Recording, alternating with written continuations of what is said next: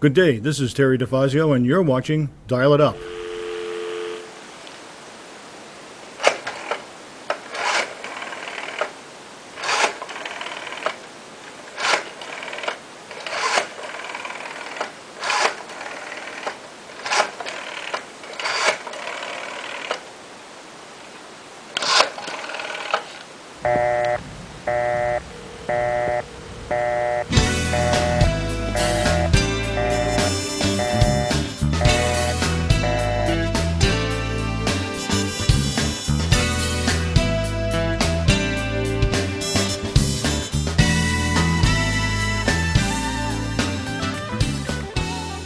Today my guest is a frequent flyer. Please welcome Health Educator Amy Hornblass. And how are you doing today, Amy? I'm doing great. Thank you, Terry. How are you? Hey, I've felt better, but I'm doing all right now. Good. You've got a whole bunch of information for us, so I'm going to let you get right to it. Okay. Well, you know that for the past 2 years, I have been working really hard to find a way to help people understand the harms that masks pose. Mm-hmm. Physically, psychologically, communication-wise, to our development and growth and health and healing. And verbal abuse. Yes, right. And the stigma around it and everything. So 2 years ago, I was in my garden and I said, how can I help people understand, the dangers of masks, which are well known, well documented in the research, and very obvious to most people, but not all, and especially to authority figures and people who are supervising their use with children and elders and people with developmental disabilities. There are just some folks in our community, some of our loved ones, and some decision makers who are having a really difficult time understanding the dangers of masks. So I decided to start the Vermont Mask Survey, which I did 2 years ago, and have been conducting and bringing the results around to everybody I can think of. And it's good, well-founded research. It is backed up by all of the well-founded research that is out there. However, I'm still having difficulty getting some folks to understand. And I'm a health educator. So for me, I'm willing to do whatever it takes. And I've taught kids from, pre-K all the way up to adults. I will stand on my head if I have to, if that is going to make a point, about a health concept that I'm trying to get across. So I've been working on this for 2 years and bringing research. Every time I come, I bring my binders and my studies from the CDC, from the World Health Organization, from the Journal of American Medical Association. These are well-founded studies and research. However, people are not going to listen to facts and statistics and research if they have a strongly held belief. Yeah, and this goes right to the fact that this mask thing and, the whole COVID, I call it the COVID culture, is almost, it took on a political meaning rather than a health meaning, didn't it? Right. Well, my background is in media literacy. So understanding how screens and television and advertising and propaganda can all be used in a really powerful way to basically hypnotize. Some people have been using the word spell, but it's similar to hypnotism when a message is repeated, and certain emotions are tied to that concept. It's really difficult for people to shift gears. So I'm so excited because I've got a way to do it. I think. All right, let's see if this works. I finally landed on something I think is going to work. And so I've been bringing around my bubble experiment to fairs and festivals and any place I can table and talk to people and bring my bubbles, because I feel like in order to sort of break this spell or this hypnotism that some folks seem to be under, and also to encourage the people who are not under the spell and hypnotism, who most people understand the importance of breathing and how masks restrict breathing and impede communication and development. Most people understand this. And so they need encouragement. They need a framework. They need some way to articulate it, because we've been sort of distracted with factoids and surface theories and all these ideas, and people just sort of ping around. And what we need to do, I think, is get back grounded in our bodies, right? Let's just start with basics. I'm a big believer in science. I'm a big believer in the scientific method. So we're going to do an experiment that's going to demonstrate for us. Isn't it pretty much the case, and I've even had pro-mask people agree with me about this, the only mask that's actually effective is the N95. And even partially so, right? Yeah. Only in a 95. They finally admitted after a year and a half, was it this winter, when it finally came out, oh, guess what? We're willing to admit what all the science has always shown us is that cloth masks don't work, paper masks don't work, and even N95s are not incredibly effective. And they're hard to breathe through. The N95s are very hard to breathe through. So I brought both, and we can demonstrate with both. So Okay. we're going to start. Go right ahead. Break the spell. Here we go. Have you ever heard that it is difficult to breathe with a mask on? Yeah, I definitely have. Where have you heard that before? Oh gosh, a lot of people like yourself. Plus, when I've had to wear one, I half choke on the thing. And if you wear glasses, it fogs up your glasses. Yes. So, yeah, Yes. absolutely. All right. And so most of the people that I have talked to, overwhelmingly, everybody pretty much has heard that it's difficult to breathe through a mask, and most people have experienced that themselves.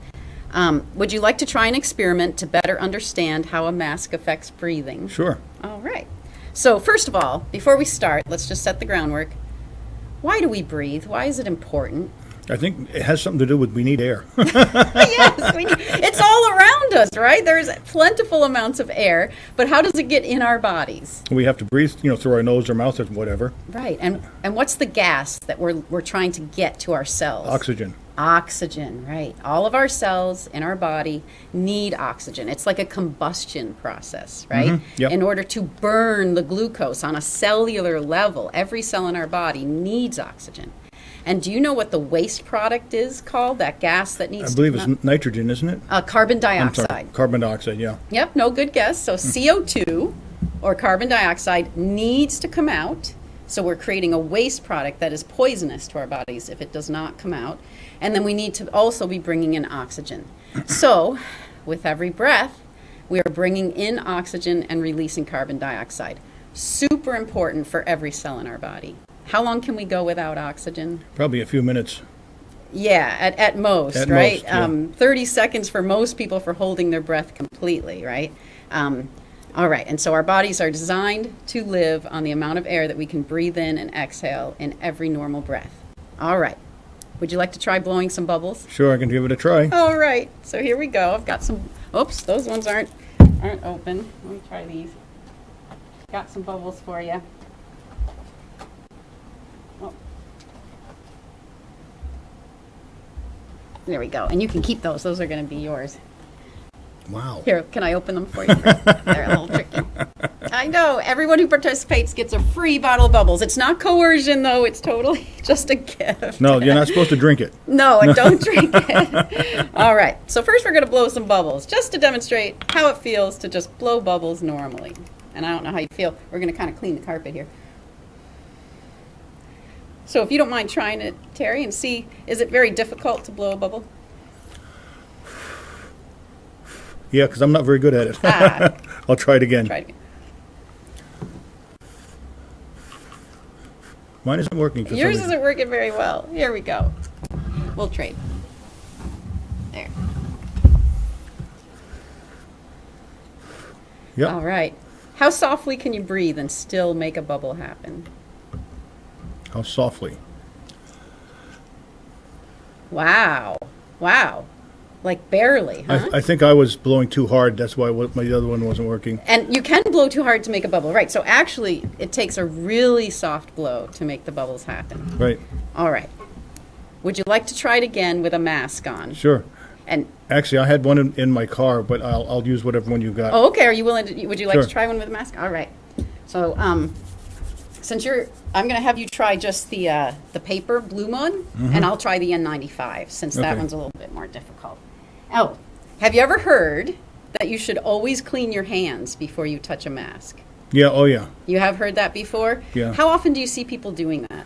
Not often. Not often at all. And not only that, but if they're walking around on the street outdoors and they're always adjusting them, they slip down and they pull them back up. And they pull them right where all the germs are gathering, right? Yep. Right in the moistest, most raunchy part of the mask.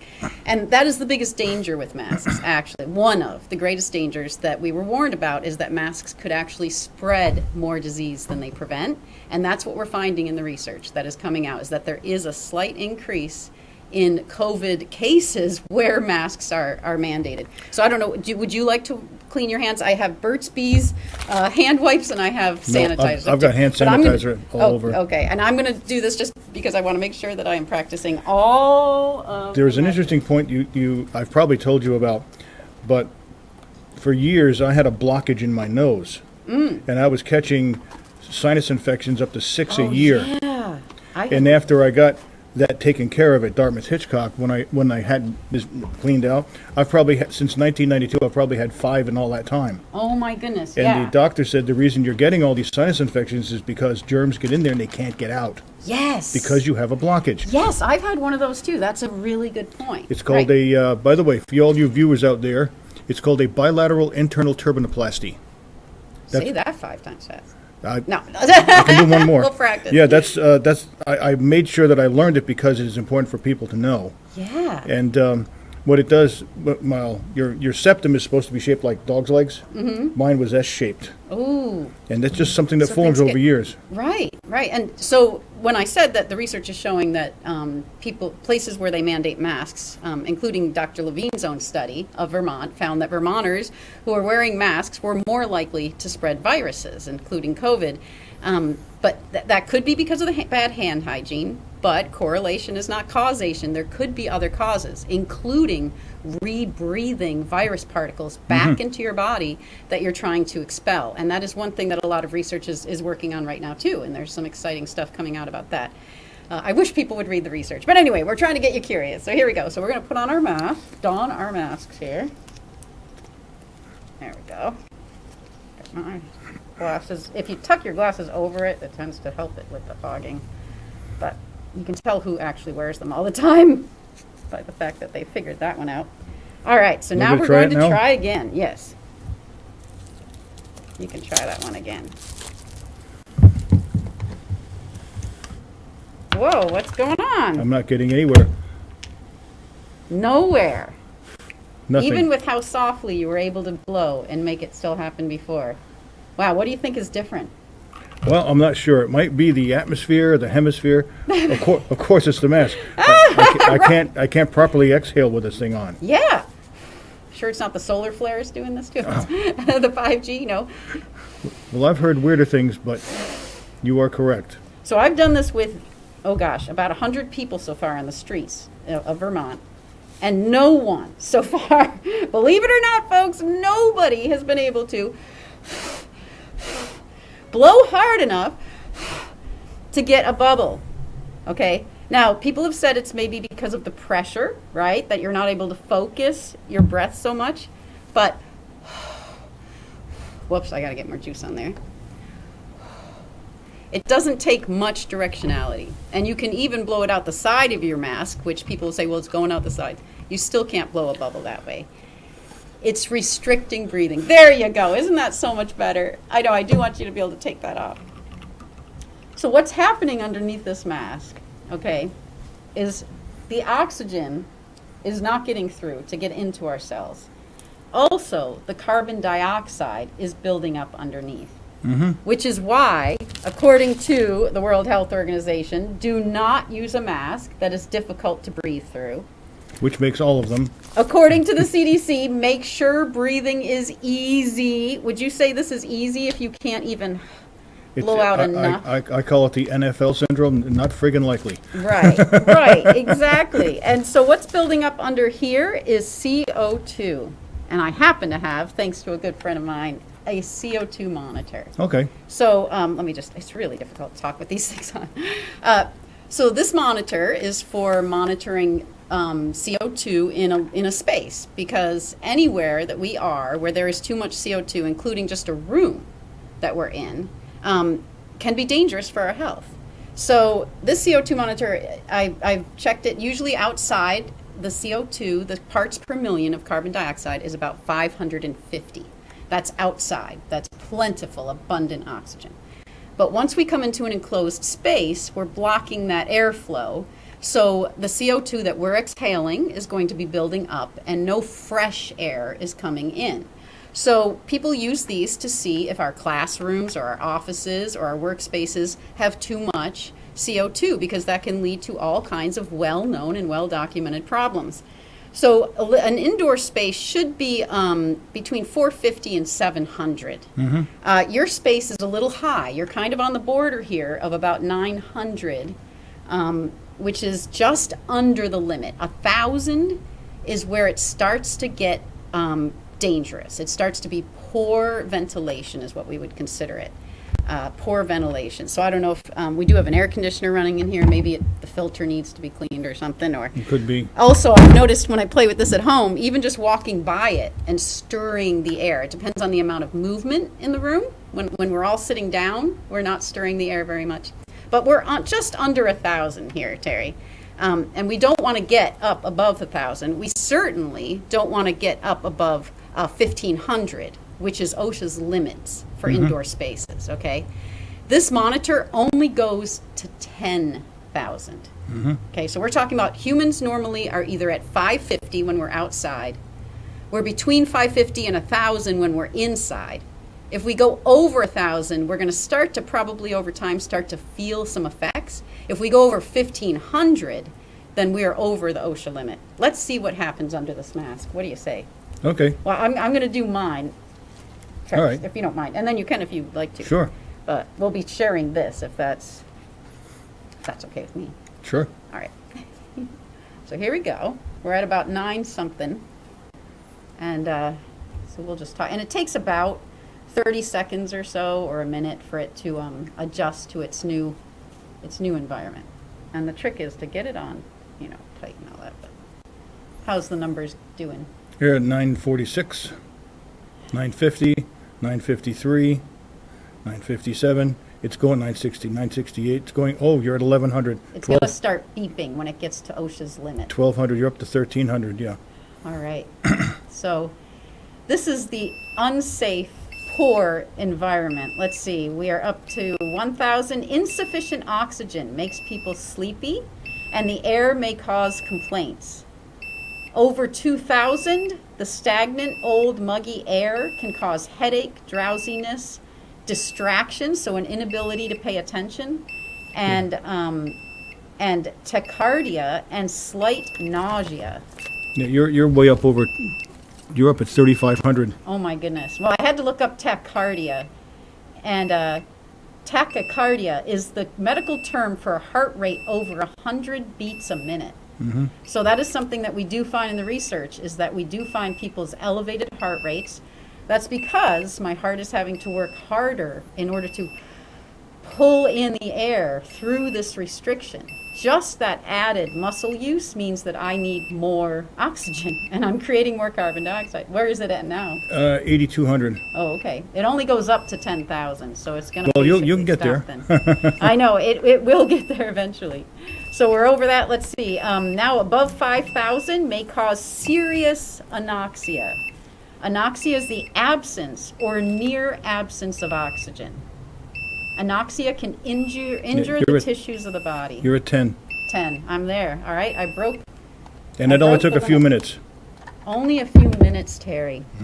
So when people say, you should be able to wear that for a few minutes to go in the store. Yeah, and you go into a store, and these guys have got to wear them all day. And then, so we know exactly what my research found, exactly what all the research, including the CDC's research, finds, is that prolonged use exacerbates the condition. So why is the CDC still pushing these things? Well, this is what the CDC, this is an example, I've got some quotes here from an example of one of the studies that the CDC cites as evidence that masks are safe, okay?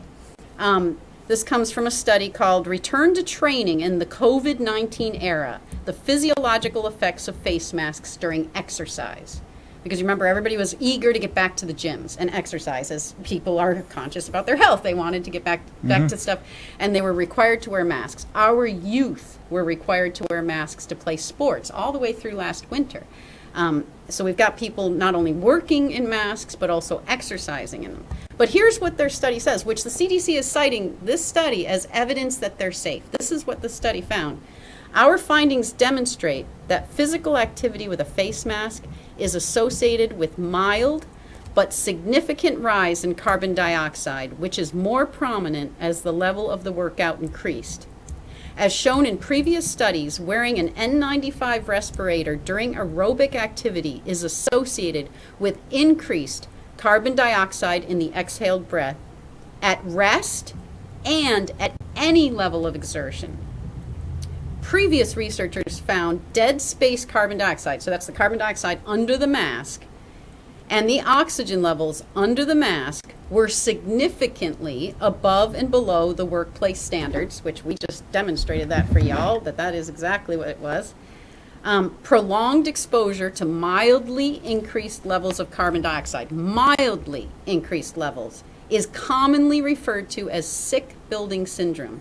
Oh, yeah. And may cause headache, fatigue, difficulty concentrating, and increase in heart rate and blood pressure. The effect of mild and short-term elevation of blood carbon dioxide levels on physical and cognitive performance is unknown.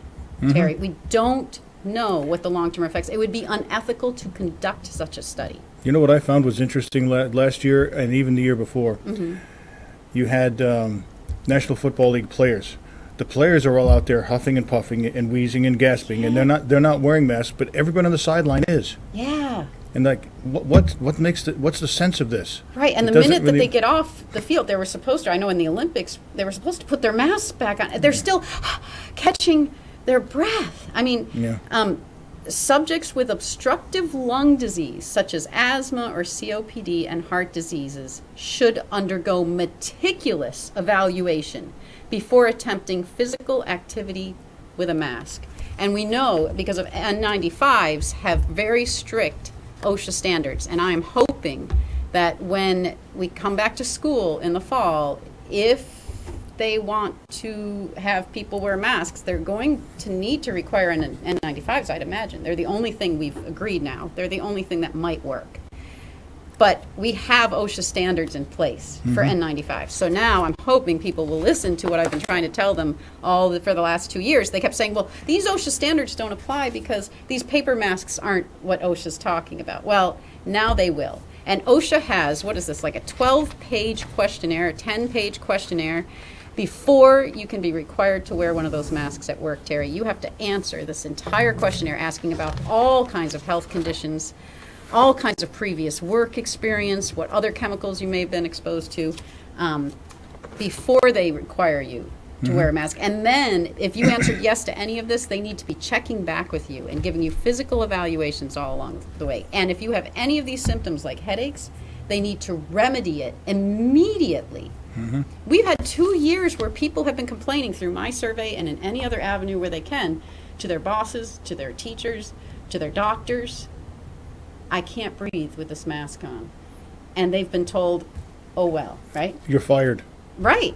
People, I mean, it's like body snatchers out there. Where are all the employees? I can tell you a bulk of them, an unknown portion of them quit because they cannot wear masks. Well, the mask feeds into this other thing about the vaccines as well. And how many healthcare, we said we need healthcare workers.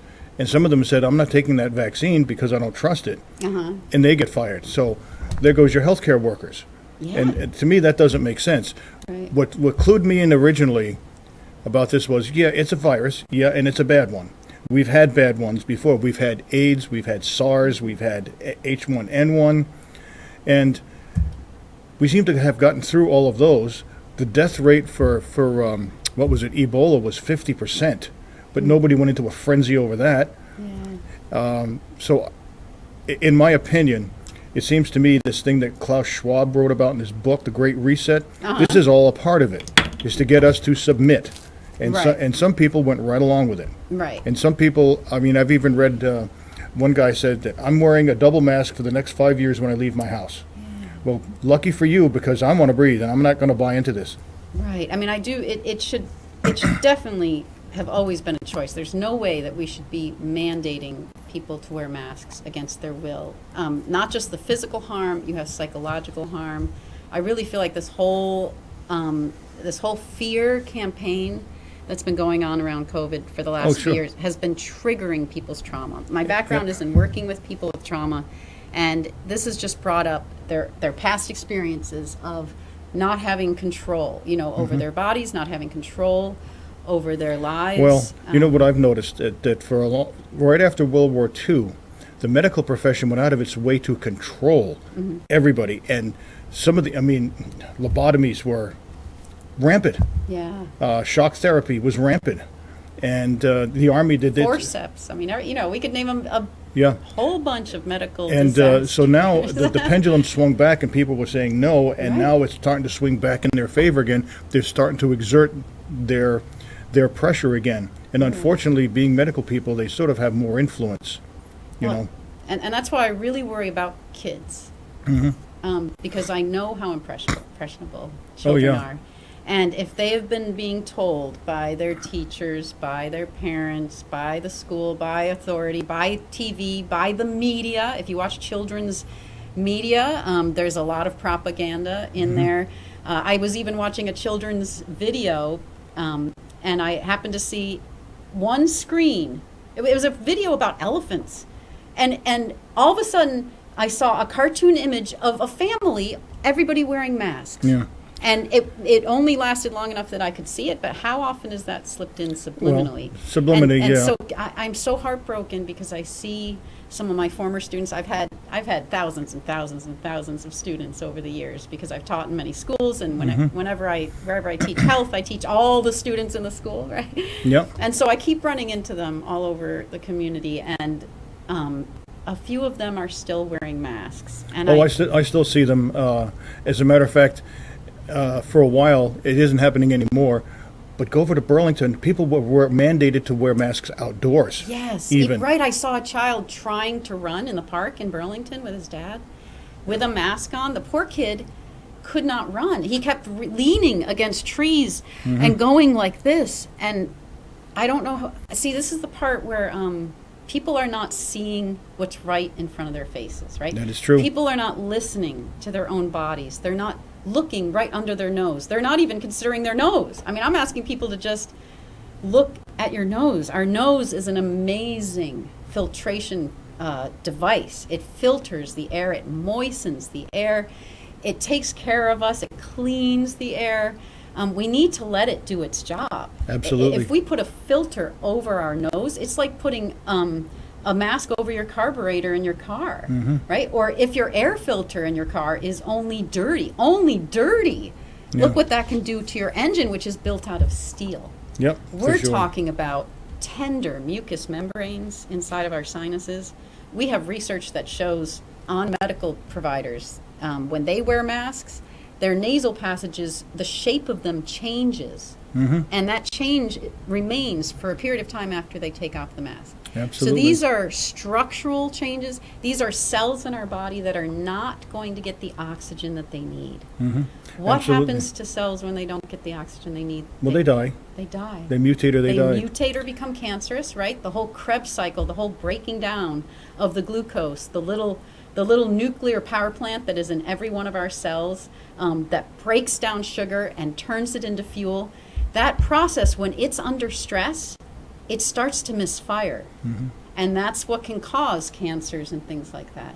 Amy, and which organs is our body going to prioritize when we don't have enough oxygen? Absolutely. We are out of time, unfortunately. Oh, thank you So- so much, Terry. So This anyways, has been so much fun. Amy, we'll have you on again for sure. Maybe in a few months, and you can update us on your progress. Yes, and if anybody wants me to come and do the Bubbles experiment or get in touch with me with questions, vtmasksurvey.com We is will my do that. website. This is Terry Difazio for Dial It Up saying, if you don't like the answers you got here today, don't have me asking the questions. We'll see you later. Bye.